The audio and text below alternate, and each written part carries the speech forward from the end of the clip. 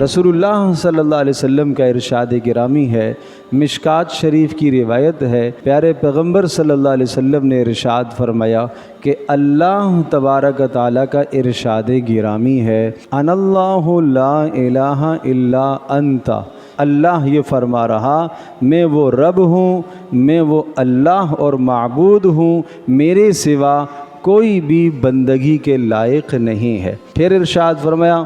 انا ملک الملوک، میں بادشاہوں کا بادشاہ ہوں، اللہ فرما رہا میں بادشاہوں کا بادشاہ ہوں۔ قلوب الملوک بیدی، ساری دنیا کے حکمرانوں اور ساری دنیا کے بادشاہوں کے دل میری مٹھی میں ہیں۔ فرمایا ان العباد،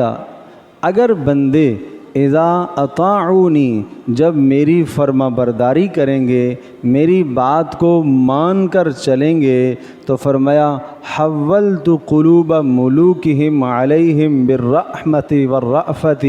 کہ میں کیا کروں گا،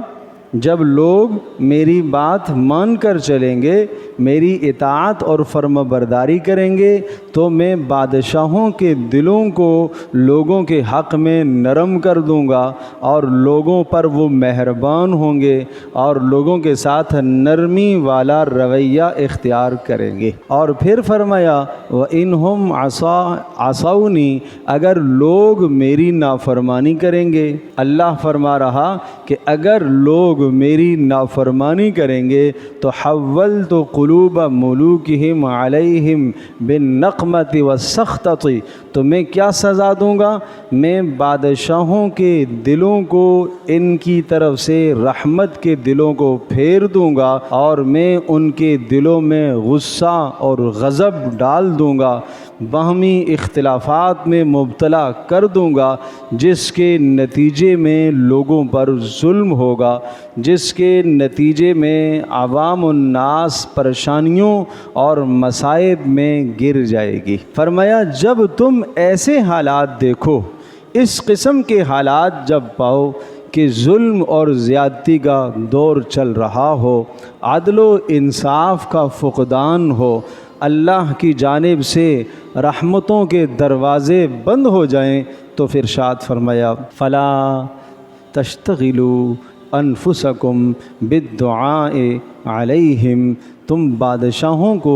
برا بلا کہنے میں اور بادشاہوں کے خلاف بد دعا کرنے میں اپنے آپ کو مشغول نہ کرنا، تم سب کے سب میری طرف آ جانا، تم سب کے سب میری طرف تضرع کرنا، عاجزی کرنا، میری اطاعت کرنا، میری فرما برداری کرنا، میں حالات کو درست کر دوں گا۔ تو پتہ یہ چلا کہ جب ہمارے اعمال درست ہوں گے تو حالات درست ہوں گے۔